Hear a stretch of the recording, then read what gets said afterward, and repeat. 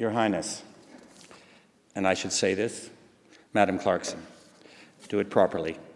10 years ago, there was an idea that Bob Ray had and I had, and then we discovered we both had it, and decided to do something about it. And then we talked to Rudyard Griffith and made him do all the work, which he did beautifully. Where's Rudyard? He's just there. And sorry Bob isn't here tonight. And got this thing going. We did it first 10 years ago in the ROM, about 50 yards from here. And since then we've done it in Halifax, in Quebec City, in Montreal, in Calgary, in Vancouver. Actually three of our former lecturers are here. George Eliot Clark, who's here in the first row, did it in Calgary. Aidan Clarkson, who did it in Vancouver, and I was the original victim in the ROM next door. We put together a group of thinkers and activists from across the country, and they're all sitting right here. Most of them are sitting here in the front row, come from all across the country. And last year, we did the 9th lecture in Iqaluit with Silawat Kluche, the great Inuit leader, the great environmentalist, who was nominated for the Nobel Prize. And it was, believe it or not, the first time there'd ever been a national lecture given in the Arctic, which says two things. It shows that Canada's been incredibly slow to pay attention to the North, and it says that it was really great that the LaFontaine-Baldwin Symposium was the first one to do it. It was an extraordinary event, I have to say, really quite extraordinary. And to see the event and the involvement of the community, everybody, the commissioner, the premier, the mayor, kids from the schools, Inuit of every sort coming out, it was really remarkable, and the round table was very different. So why did we start this 10 years ago? Well, we started it because of the ideas of LaFontaine and Baldwin. We felt that Canadians were confused about why they were doing things right. Let's forget about what we think when we do things wrong. But we didn't know why we were doing things right, and we believed, a lot of us, that the roots of doing it right lay with the great ministry of 1848, the first democratic government of Canada, along with the government of Joseph Howe at the same time in Nova Scotia, and that they set in place everything that's best about Canada today. And it all happened in a government that lasted 3 years, 1848 to 1851, Montreal and Toronto, which included the burning down of the Parliament buildings and other minor events. But it set the direction for modern Canada. It invented really the organized ethical idea of Canada and the pluralistic idea of Canada, Canada at its best. This government was brought to power, interestingly enough, in part by the mistreatment of that rush of Irish refugees in 1867, which caused the citizen voters to believe that the Family Compact and the Shadow Clique couldn't handle fair and just immigration. Nothing changes, right? They're still the same subjects. And therefore, they brought in a reform government interested in justice and interested in dealing with immigration and citizenship justly. And their first law was, the first law of the first democratic government of Canada was to establish fair immigration rules to protect the immigrants and the new citizens. En 3 ans, ils ont façonné ce qu'il y a de plus noble dans la personnalité canadienne. Ils ont mis en place des centaines et des centaines de lois dans 3 ans, les unes après les autres, avec une rapidité presque terrifiante. Tout le système de justice que nous avons aujourd'hui, les éléments qui marchent encore aujourd'hui, les débuts, c'est entre 48 et 51. Le système d'éducation publique, vraiment ça commence là. La fonction publique professionnelle. Le fin des éléments qui existaient encore de système de classe britannique et français. Primogeniture was done away with by this government. Le système seigneurial, ils ont commencé à le mettre à la porte. Utilisation libre des routes sans payer, un système postal égalitaire, grand système pour communication entre citoyens, the removal of imprisonment for debt. Public universities were invented by the great ministry with Robert Baldwin's University of Toronto law, which created the model for the public university all across Canada today. And because Robert Baldwin invented public universities in Toronto with the University of Toronto, of course, when you go to the University of Toronto, there isn't a single statue, plaque, building, or road named after him. It's just a typical Canadian way of celebrating an important man. Maybe we can do something about that. 10 years ago, LaFontaine and Baldwin were forgotten. what the great ministry had done was forgotten, and our desire with this symposium was to bring it back into the public memory and the public imagination. And we think that in doing that, we're helping all of us Canadians to recognize the roots of justice and egalitarianism in Canada. So it was logical when Adrian and I set up the Institute for Canadian Citizenship that the LaFontaine-Baldwin Symposium would be moved to come under the wing, if you like, of the ICC. The ICC is an amazing organization, if I can say that as the co-chair. We have, there are a lot of programs in Canada for immigrants. Not nearly enough, not nearly good enough, but there are a lot of programs for immigrants. We have to work on more. But there are almost no programs for new citizens. You spend, 85% of our immigrants become citizens within 5 years. But the day you're sworn in as a citizen, it's again very Canadian, we say, well, now that you're a citizen, bye. You'll be able to look after yourself. There's almost nothing to help citizens get involved as citizens. And so we felt with the ICC that we had to work on that, and in the process, work on getting Canadians who are born here to wake up to the fact that being born here doesn't make you a good citizen. Being active and engaged makes you a good citizen. So the ICC works with Citizenship and Immigration Canada. We host with them a lot of the community-based citizenship ceremonies. Most citizenship ceremonies are 3,000 a year, last about 45 minutes. The ICC ceremonies last 3 hours. The first hour is a roundtable discussion. What's going to happen tomorrow morning is, in a way, comes out of that, a discussion among established Canadians and new Canadians about what citizenship is. And the interesting ideas come from the new citizens in general. We have 26 volunteer groups across the country. We have something called the Cultural Access Pass, which is now national, which means that everybody who's sworn in as a new citizen, that's sort of 300,000 people a year, they can automatically sign up to get a free membership for themselves and their families for a year in any public art gallery or museum. We're now developing a wilderness access pass so that new citizens can be introduced to the north of Canada, outside of the cities, which actually belongs to them just as much as it belongs to anybody else.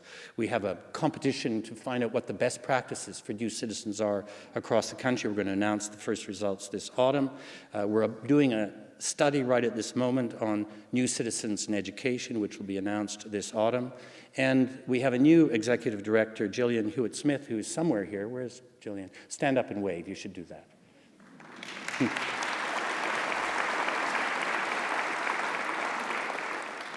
And I must tell you, since you're all here in captive for a wonderful evening, that we are on active search for volunteers for all of our programs, and you can sign up outside. Let me finish by saying this. LaFontaine and Baldwin, apart from all those laws and all that structure, did three key things. The structures they put in place were all about egalitarianism and inclusivity in Canadian society, and we think that remains at the heart of what's best in Canada. Secondly, they really introduced something radical for a Western nation state in the middle of the 19th century, radical today, which is that the primary quality of a government in times of difficulty is restraint, that citizens come before order. And the 1849 riots were the big test of democracy. Would they do what the Europeans did, send out the troops and open fire, arrest everybody, put them in prison, or would they find a new civil way of talking through the problem and bringing the problem to an end without dividing citizens? That's what they did. They invented the idea of restraint for governments. In a way, Gandhi's idea, Mandela's idea, begins here in Montreal in 1849. The horror of state violence and state power misused. And then finally, they broke the idea so strong at that moment, and coming back today, they broke that idea of the monolithic nation state, the European US idea that a nation state is something, a society is something in which you can only have one dominant religion, one culture, one language, one myth. And if you have more than one, there'll be a civil war. And their idea was that that was complete nonsense, and the proof was that you would have a civil war if you tried to do it in Canada. And so they developed this idea that citizens are linked. And this is the trick to get around that religious, racial linguistic obsession of the Europeans. They said citizens are linked by a shared idea of the public good. They're linked by their ability to imagine the other. And if you can do that, well, then things like religion and language and race become secondary and easy to deal with. They started out putting the French and the English, the Catholic and the Protestants together, but the principle was not to close it to them. The principle was that a society of complexity was possible, and therefore inclusion was possible, and therefore it could expand to other people who came in rapid order, such as the Irish in 1847. These are the legal, political, and philosophical beginnings of Canadian pluralism. And now I'd like to ask the Right Honourable Adrian Clarkson to introduce His Highness.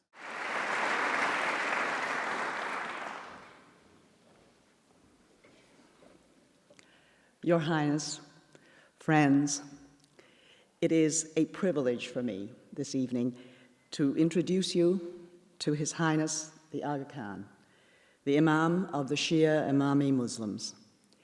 He embodies the values that we Canadians most cherish and the actions that have created the country that we are. He not only celebrates diversity, he also honors the differences between people that can paradoxically give them their greatest bond.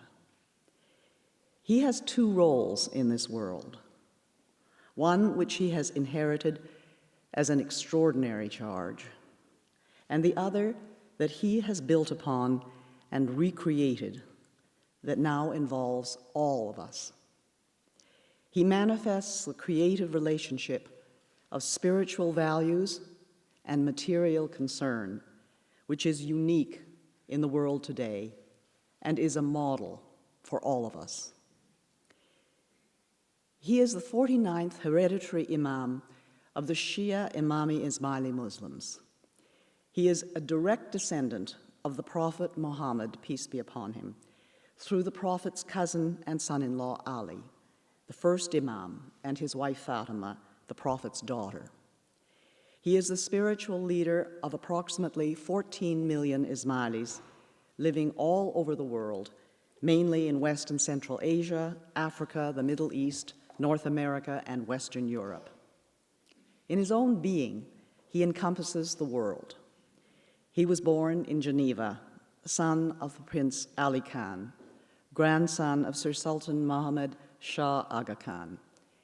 He spent his childhood in Nairobi, Kenya, and attended Le Rosey School in Switzerland, and graduated from Harvard University in the United States in 1959. When he was 20 and still a student at Harvard, he succeeded as the hereditary Imam, directly designated by his grandfather, as is the custom. I was at university here in Canada at exactly the same time when His Highness became Aga Khan, and I remember vividly how I thought he must have felt, knowing that suddenly he had this enormous responsibility at our age, and that the trust had been placed in him by his remarkable grandfather, who had had the complex task of administering the Ismaili community during the colonial era. His grandson has seen the world evolve in size and complexity, particularly following the independence of the Central Asian republics of the former Soviet Union. But his family had already taken their place in the development of the world's interconnectedness. His grandfather was the president of the League of Nations, a precursor to the United Nations, in the 1930s. His father, Prince Ali Khan, was Pakistan's ambassador to the United Nations. His uncle, Prince Sadruddin, headed the United Nations High Commission for Refugees and was charged with the humanitarian program in Middle Eastern states, including the border areas of Iraq and Turkey. His brother, Prince Amin, whom we welcome here tonight, entered the economic and social affairs of the United Nations directly upon graduation from Harvard and is now involved with the governance of the network of activities supervised by the Aga Khan. Historically, the Ismailis created a state that developed arts, science, and trade centered in Cairo for a number of centuries. In the 13th century, the Ismailis were dispersed, living in Persia, Central Asia, Syria, and India. The Aga Khan Development Network is His Highness's way of bringing together the faith and action of the Ismaili beliefs. The Ismaili tradition means that their Imam leads in the interpretation of matters of faith and the relationship of that faith to the conditions in the world in which we are living, the world in which we find ourselves. It is grounded in the ethics of Islam, in which economic, social, and cultural all come together to determine the quality of life for human beings. As the Aga Khan often says, we have been created as one by a single creator. Since 1957, projects have been initiated and always supported by the communities served, no matter how diverse. They are aimed towards becoming self-sustaining and frequently involve partnerships outside the Ismailis. Anyone who knows Ismailis in Canada knows that they are the first to volunteer and give of themselves to causes which involve the common good. This is within their tradition and is admired by everyone in Canada. Through the Aga Khan Development Network, enormous work has been done because, as His Highness has said, development is sustainable only if the beneficiaries become, in a gradual manner, the masters of the process. The Aga Khan Health Network has 168 centers in countries like Pakistan, India, Tajikistan, Afghanistan, Kenya, Tanzania, and Uganda. The Aga Khan Development Network is inclusive of the enormously different cultural traditions in all the countries and areas in which it operates. And if you think about them, they're so varied that they are the very definition of diversity and plurality itself. In all these works, the Aga Khan seeks to create bridges between the developed and the developing world. This is done with a very conscious sense of the dignity of all human beings, the consciousness that we are all human and nobody is more human than any other, and the right of all human beings to the best that life has to offer in this world, in culture, in health, in education, in participation. I was very pleased that the Aga Khan accepted to be an honorary companion of the Order of Canada while I was Governor General in 2005.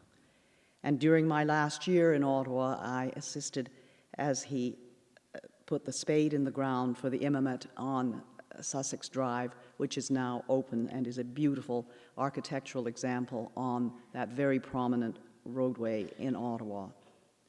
Recently, I was at the foundation ceremony here in Toronto, where ground was turned for the new Ismaili Center and for the Museum for Islamic Art, which will grace a wonderful place just beside the Don Valley Parkway. In 2009, he was made an honorary citizen of Canada. Last week, the Global Center for Pluralism, which is a partnership between the Aga Khan Development Network and the Government of Canada, had its first meeting.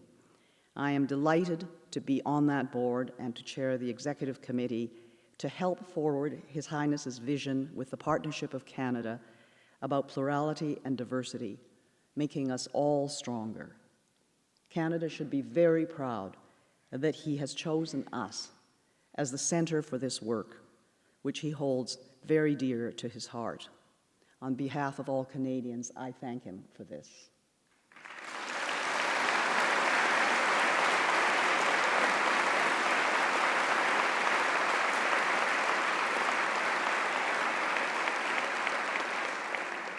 We could have no finer citizen, and we could have no finer bearer of the motto of the Order of Canada, "They desire a better country."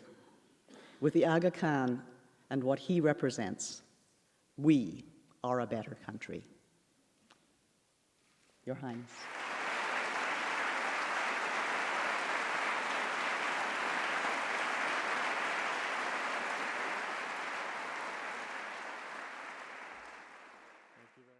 Bismillahirrahmanirrahim.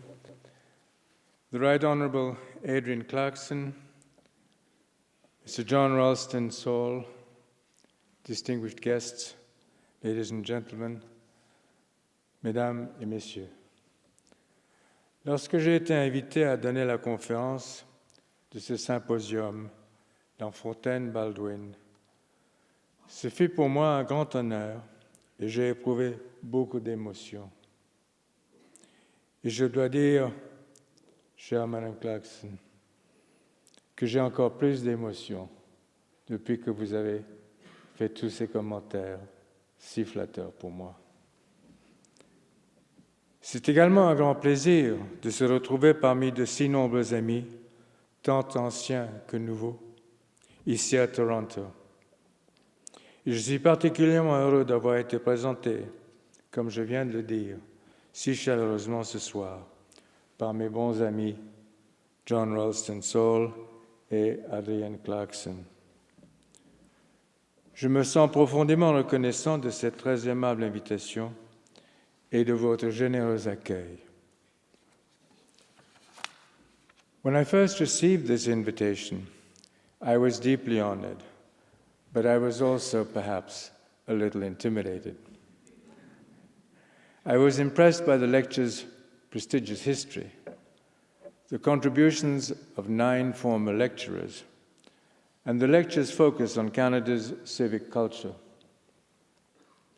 As you may know, my close ties with Canada go back almost 4 decades, to the time when many thousands of Asian refugees from Uganda, including many Ismailis, were welcomed so generously in this society. These ties have continued through the cooperation of our Aga Khan Development Network with several Canadian institutions, including the establishment 4 years ago of the Global Centre for Pluralism in Ottawa. I had the opportunity last week to chair a highly productive meeting there of the Centre's board of directors. Earlier this year, we celebrated here in Toronto the foundation ceremony for the Aga Khan Museum and a new Ismaili Centre. So there are powerful chords of memory from 4 decades ago, 4 years ago, and even 4 months ago that tie me closely to Canada. I was also deeply moved by Canada's extraordinary gift to me of honorary citizenship. I always have felt at home when I come to Canada, but never more so than in the wake of this honor. And if I ever felt any trepidation about accepting this invitation, it has been significantly reduced by the fact that I can now claim, however modestly, to be a Canadian. Thank you.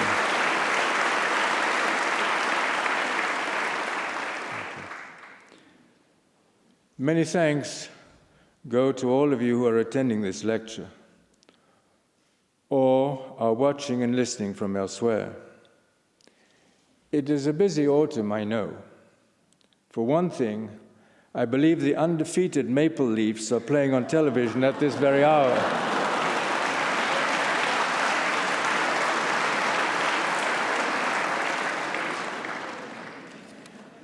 My friends, my Canadian friends, like to tell me about a time when the Stanley Cup playoffs were in full swing, and a gentleman took his seat in the front row of the stadium, leaving a seat open next to him.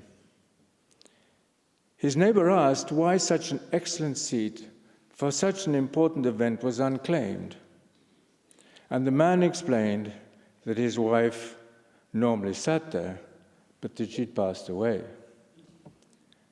The neighbor expressed his sympathies, but asked whether a member of the family or another relative or friend might have been able to use the ticket. No, the man replied, they're all at the funeral.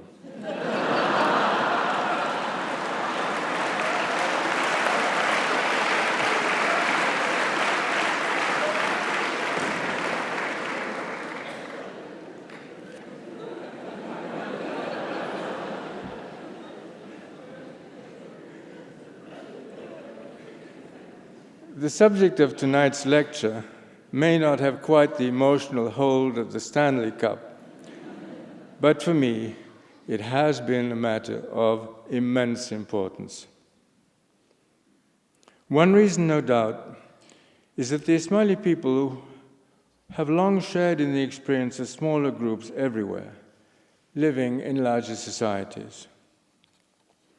In addition, my lifelong interest in development has focused my attention on the challenge of social diversity. My interest in launching the Global Center for Pluralism reflected my sense that there was yet no institution dedicated to the question of diversity in our world, and that Canada's national experience made it a natural home for this venture.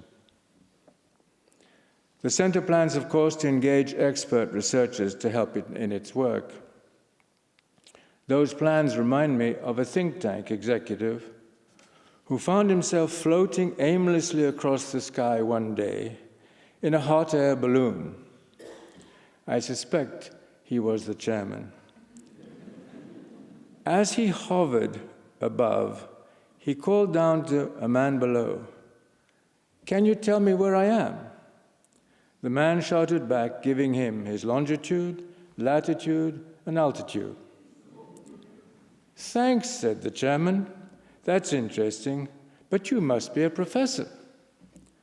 "Why'd you say that?" asked the man below. "Well," the chairman responded, "you have given me a lot of precise information, which I am sure is technically correct, but which is not of the faintest use to me." The man below replied, "And you must be an executive." "How did you know?" asked the balloonist. "Well," said the man, "you don't know where you are or where you're going. You have risen to where you are on a lot of hot air, and you expect people beneath you to solve your problems."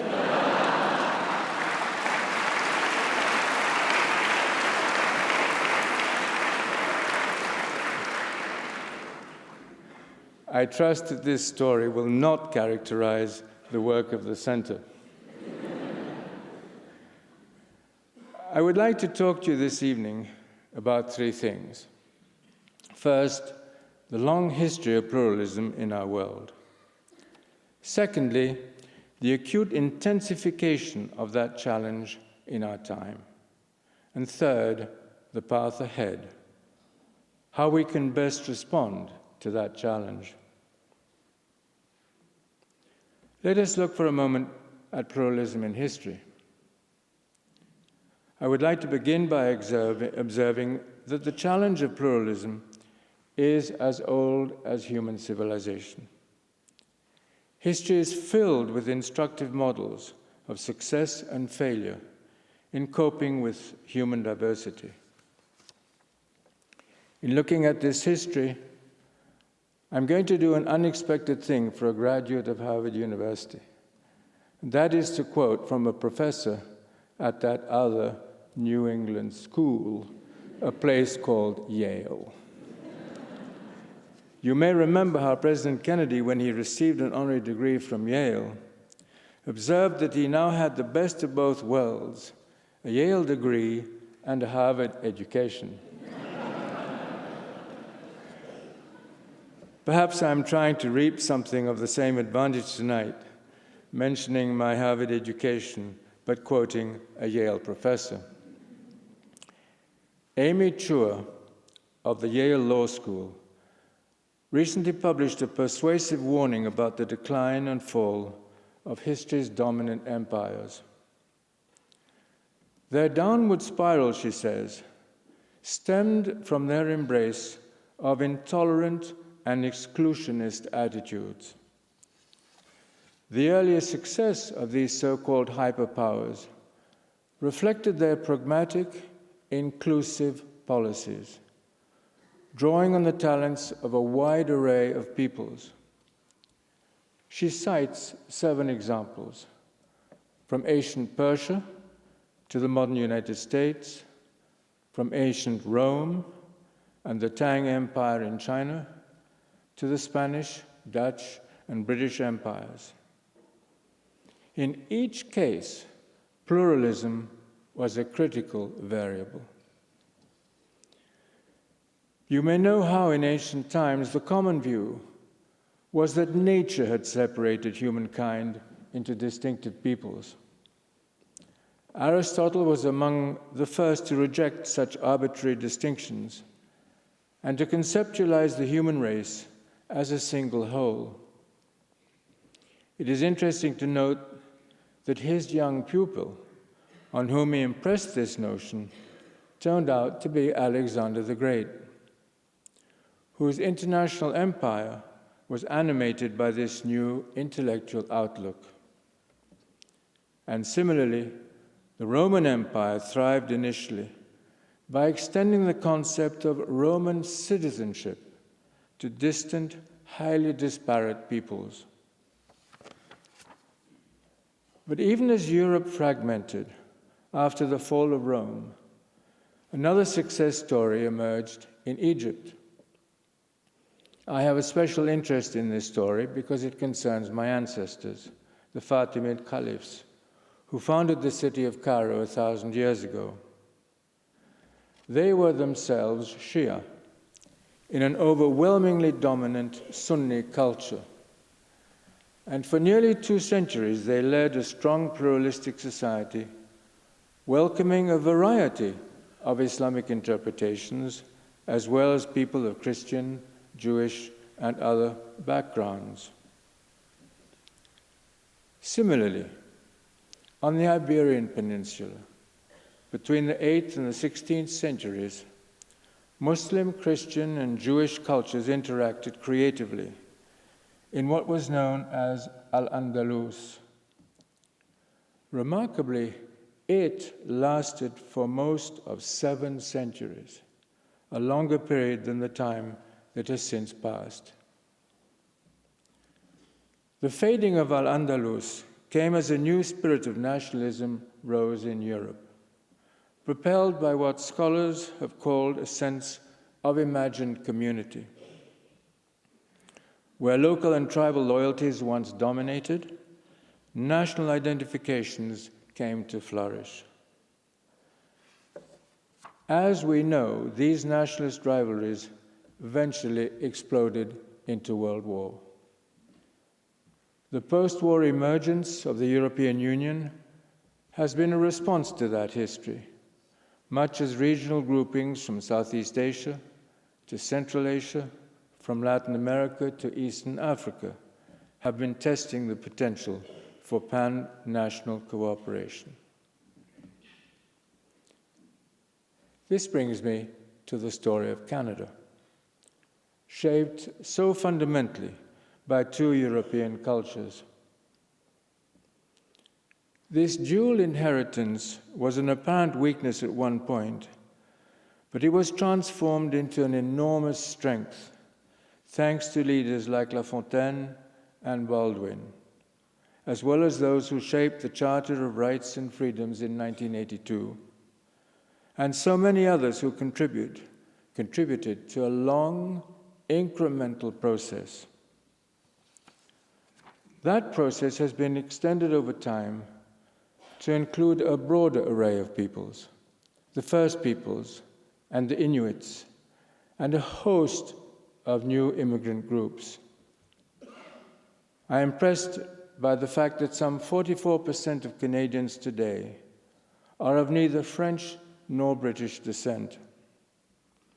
I am told, in fact, that a typical Canadian citizenship ceremony might now include people from 24 different countries.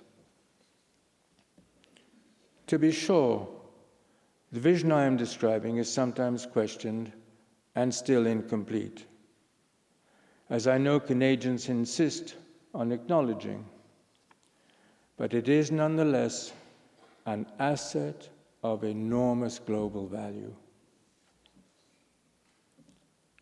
Let me turn to the less developed world, where the challenge of diversity is often the most difficult problem the development network faces.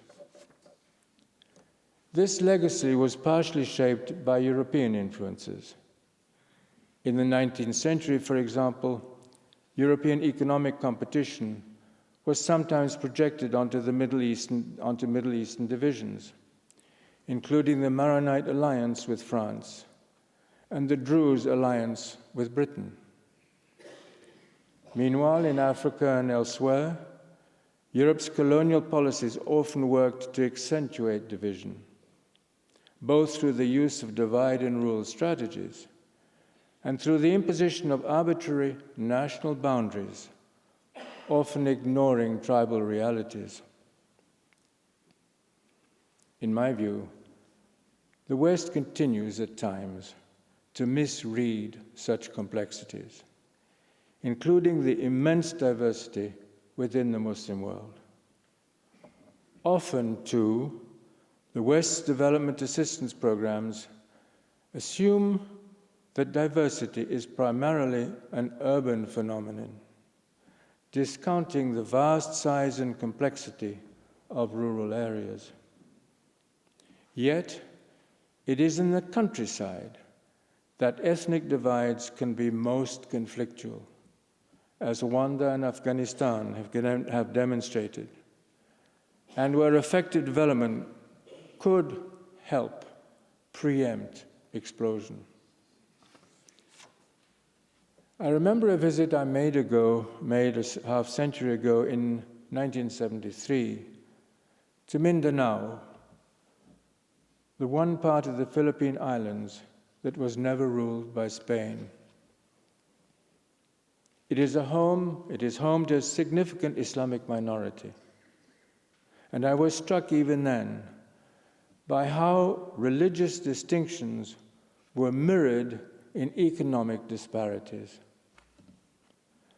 Since that time, in predictable ways, economic injustice and cultural suspicion have fueled one another in Mindanao. The quandary is how to break the cycle, although the Philippine government is now addressing the situation. But when history allows such situations to fester, they become increasingly difficult to cure. The codependent nature of economic deprivation and ethnic diversity is evident throughout most of Asia and Africa. And most of these countries are ill-prepared for such challenges. The legitimacy of pluralist values, which is part of the social psyche in countries like Canada or Portugal, where so many Ismailis now live, is often absent from the developing world. I think particularly now of Africa. The largest country there, Nigeria, comprises some 250 ethnic groups, often in conflict. In this case, vast oil reserves, once a reason for hope, have become a source of division. One wonders what might happen in other such places, for example in Afghanistan, if its immense subsoil wealth should become an economic driver. The lesson: economic advantage can sometimes ease social tensions, but social and cultural cleavage can undermine economic promise. Let's, for a moment, look at the situation in Central Asia. Our networks there includes the University of Central Asia, founded 10 years ago, with campuses now in Kazakhstan, Kyrgyzstan, and Tajikistan. You will recall the outbreak of inter-ethnic violence in Kyrgyzstan last June. Thousands died. Hundreds of thousands were made homeless. And yet, this high mountain region had traditionally been a place of lively cultural interchange, going back to the time of the Silk Route, one of history's first global connecting links. The violence that raged between the Kyrgyz and Uzbek communities had tangled roots. The Kyrgyz, traditionally nomads, were forced in the last century to settle on Soviet collective farms, joined by new Russian settlers. Tensions mounted, especially with the more settled Uzbeks, and a harsh economy compounded the distress. Kyrgyzstan, along with Tajikistan, is one of the two poorest countries to emerge from the Soviet Union. But economics alone do not account for its tragedies. Observers had long noted the absence of cross-cultural contact in Kyrgyzstan, the weakness of institutional life, both at the government level and at the level of civil society, and a failing education system. Another element in the equation was international indifference, indeed almost total international ignorance of Central Asia. The result was a society ready to explode at the touch of a tiny spark. How that spark was first struck has been much debated. But the fundamental questions concern the perilous preconditions for violence and whether they might have been better identified and addressed. Meanwhile, a spirit of hope persists, even in this troubled setting. Shortly after the violence, a public referendum approved constitutional reforms which could open a new era of progress. Let us look for the moment at other developing world examples. The referendum in Kyrgyzstan this summer was followed 1 month later by a similar referendum in Kenya. I spent a part of my childhood in Kenya, and our network is very active there. So we watched with great sadness as Kenya descended into tribal warfare following the disputed election of 2007.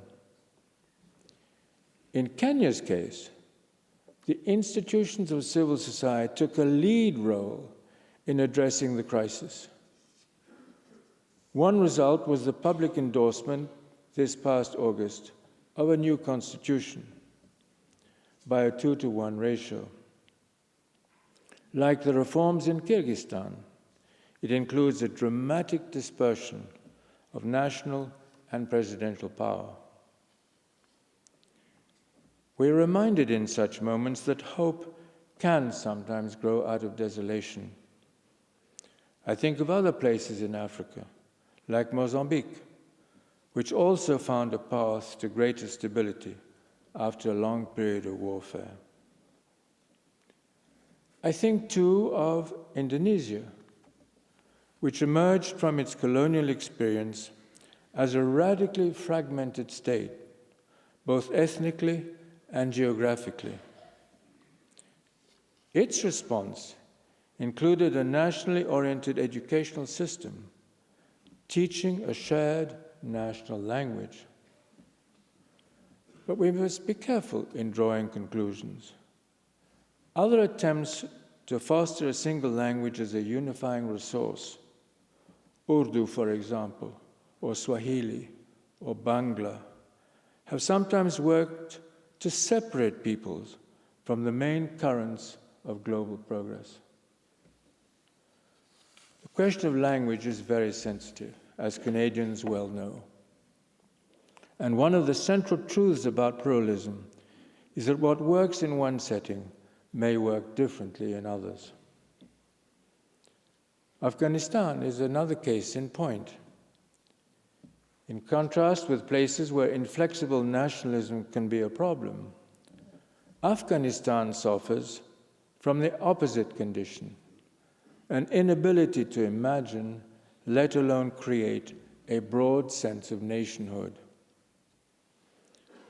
One of the prime lessons of history, ancient and recent, is that one size does not fit all.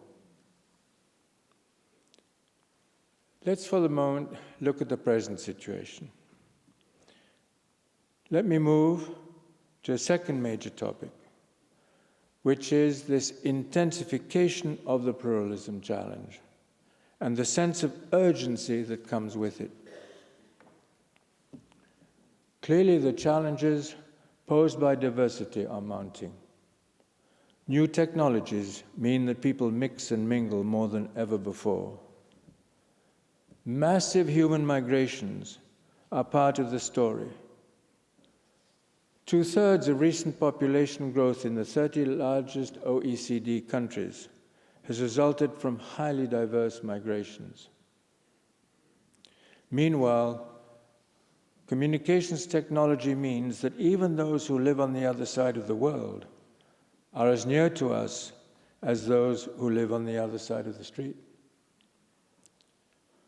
The variety of the world is not only more available, it is nearly inescapable. Human difference is more proximate and more intense. What was once beyond our view is now at our side, and indeed, to use the popular expression, it is in our face. Almost everything seems to flow globally.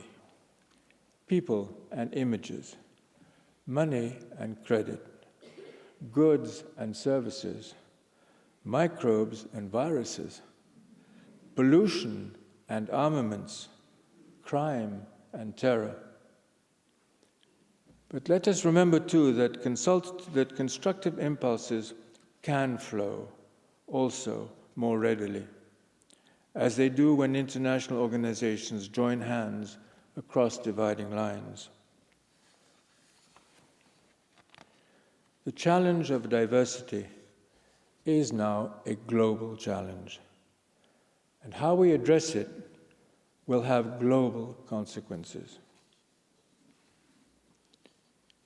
Economic stress and new environmental fragilities have further intensified the difficulties, and so has the fading of the bipolar political order. It was once said that at the end of the Cold War, that was the end of history. In fact, just the reverse was true. History resumed in earnest in the 1990s as old tribal passions resurfaced. Meanwhile, the way we communicate with one another has been revolutionized. But more communication has not meant more cooperation. More information has also meant more misinformation, more superficial snapshots, more shards of stray information taken out of context. And it has also meant more willful disinformation, not only differences of opinion, but distortions of fact. A wide-open internet allows divisive information to travel as far and as fast as reliable information. There are virtually no barriers to entry, and anyone, responsible or irresponsible, can play the game. New digital technologies mean more access, but they also mean less accountability. The advent of the internet and the omnipresence of mobile telephony seemed to promise so much. But so once did television and radio, and the telegraph before that, and even earlier, the invention of the printing press. Yet each of these breakthroughs, while connecting so many, was also used to widen cultural gulfs. Technologies, after all, are merely instruments. They can be used for good or for ill. How we use them will depend in every age and in every culture, not on what sits on our desktops, but on what is in our heads and in our hearts.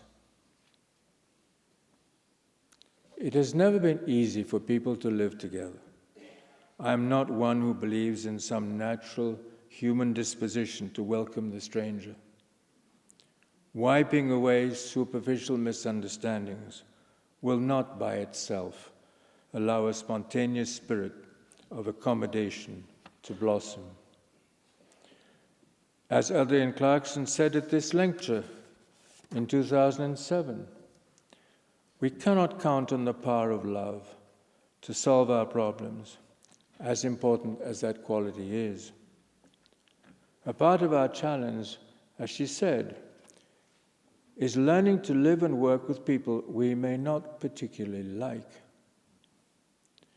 To do so will require concerted, deliberate efforts to build social institutions and cultural habits which take account of difference, which see diversity as an opportunity rather than a burden.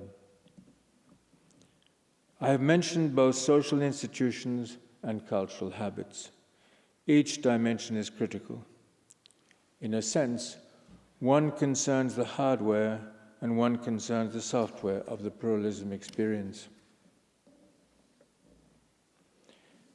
This brings me to my third and final topic this evening, the path ahead. How we might better predict and prevent breakdowns and encourage progress. On the institutional level, we can begin by looking at the structures of public governance. Let me warn first against a naive hope that simply advancing the concept of democracy will achieve our goals. Not so.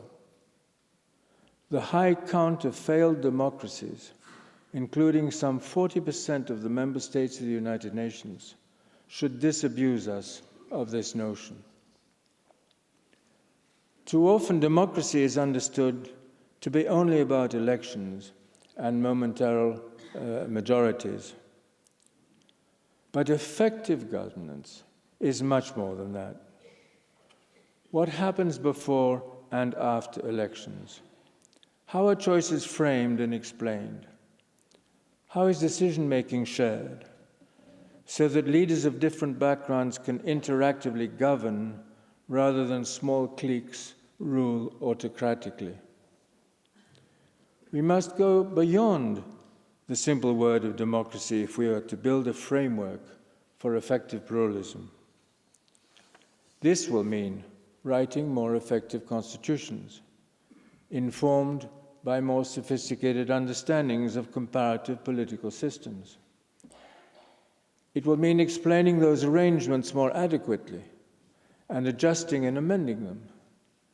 It will mean separating and balancing powers, structuring multi-tiered and often asymmetrical systems of federalism, and defining rights and freedoms, as Canada has learned to do.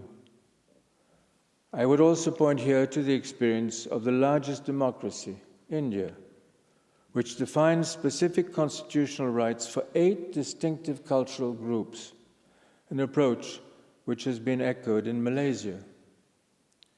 And we have seen how Kenya and Kyrgyzstan are now moving down towards decentralized power.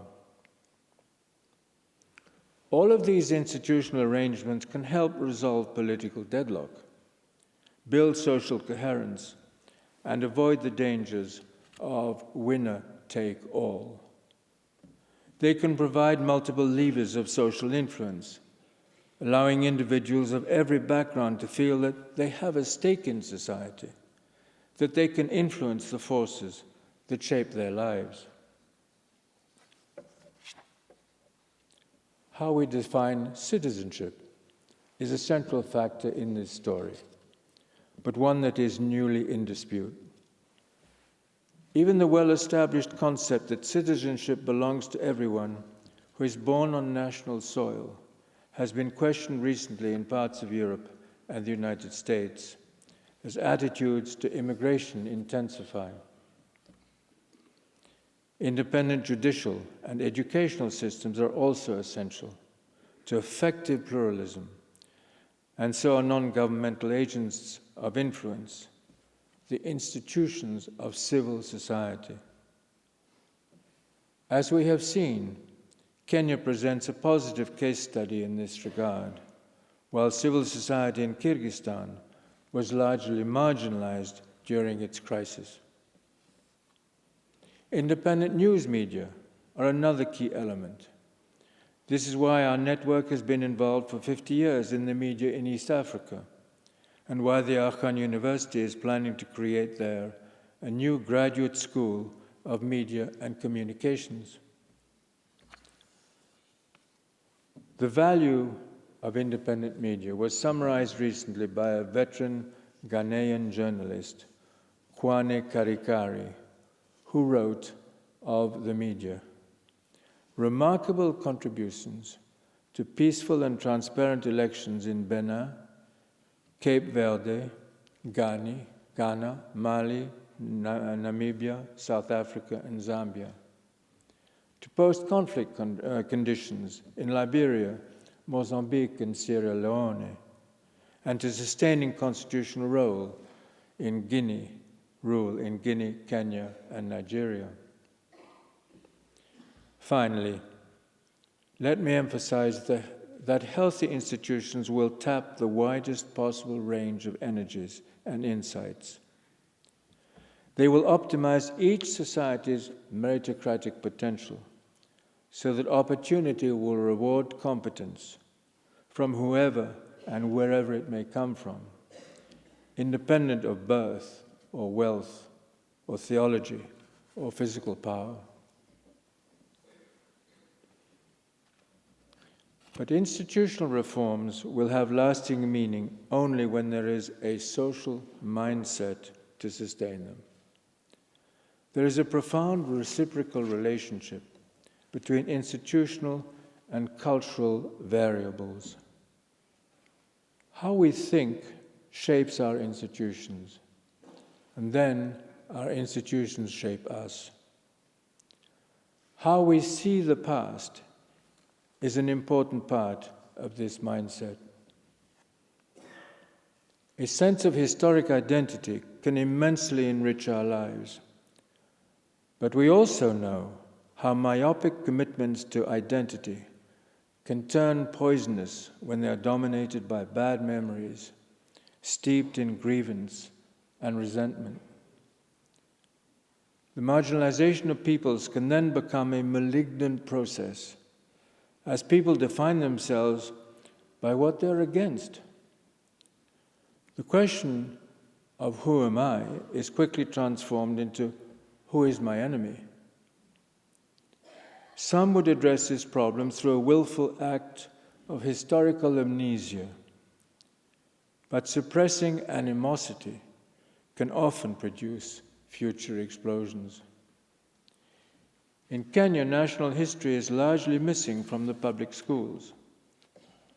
And in the absence of shared history, divided communities feed on their own fragmented memories of intertribal wrongs. On the other hand, the value of confronting memory lies in catharsis, an emotional healing process. As we know, the Truth and Reconciliation process has helped South Africans address deep social divisions, as has Chile's Museum of Memory and Human Rights in Santiago. As societies think in pluralistic ways, I believe they can learn another lesson from the Canadian experience: the importance of resisting both assimilation and homogenization, the subordination and dilution of minority cultures on the one hand, or an attempt to create some new transcendent blend of identities on the other. What the Canadian experience suggests to me is that identity itself can be pluralistic. Honoring one's own identity need not mean rejecting others. One can embrace an ethnic or religious heritage while also sharing a sense of national or regional pride. To cite a timely example, I believe one can live creatively and purposefully as both a devoted Muslim and a committed European. To affirm a particular identity is a fundamental human right, what some have called the right to be heard. But the right to be heard implies an obligation to listen, and beyond that, a proactive obligation to observe and to learn. Surely one of the most important tests of moral leadership is whether our leaders are working to widen divisions or bridge them. When we talk about diversity, we often use the metaphor of achieving social harmony. But perhaps we might also employ an additional musical comparison, a fitting image, as we meet tonight in this distinguished musical setting. We might talk not just about the ideal of harmony, the sounding of a single chord, but also about counterpoint. In counterpoint, each voice follows a separate musical line, but always as part of a single work of art, with a sense both of independence and belonging. Let me add one further thought. I believe that the challenge of pluralism is never completely met. Pluralism is a process and not a product. It is a mentality, a way of looking at a diverse and changing world. A pluralistic environment is a kaleidoscope that history shakes every day. Responding to pluralism is an exercise in constant readaptation. Identities are not fixed in stone. What we imagine our communities to be must also evolve with the tides of history. As we think about pluralism, we should be open to the fact that there may be a variety of best practices, a diversity of diversities, and a pluralism of pluralisms. In sum, what we must seek and share is what I have called a cosmopolitan ethic, a readiness to accept the complexity of human society. It is an ethic which balances rights and duties. It is an ethic for all peoples. It will not surprise you to have me say that such an ethic can grow with enormous power out of the spiritual dimensions of our lives. In acknowledging the immensity of the divine, we will also come to acknowledge our human limitations, the incomplete nature of human understanding.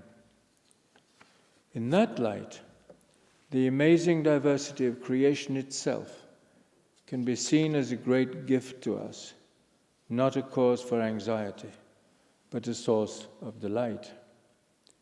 Even the diversity of our religious interpretations can be greeted as something to share with one another, rather than something to fear. In this spirit of humility and hospitality, the stranger will be welcomed and respected, rather than subdued or ignored. In the Holy Quran, we read these words, "O mankind, be careful of your duty to your Lord, who created you from a single soul, and joined your hearts in love, so that by His grace you became brethren." As we strive for this ideal, we will recognize that the other is both present and different. And we will be able to appreciate this presence and this difference as gifts that can enrich our lives. Let me conclude by emphasizing once again the urgency of this challenge. We are at a particularly complex moment in human history. The challenges of diversity are frightening for many people in societies all around the world. But diversity also has the capacity to inspire. The mission of the Global Center for Pluralism is to look closely at all these challenges and to think hard about them. This will be demanding work. But as we go forward, we hope we can discern more predictably and preempt more effectively those conditions which lead to conflict among peoples. And we also hope that we can advance those institutions and those mindsets which foster constructive engagement. The world we seek is not a world where difference is erased, but where difference can be a powerful force for good, helping us to fashion a new sense of cooperation and coherence in our world, and to build together a better life for all. Thank you very much. Thank you.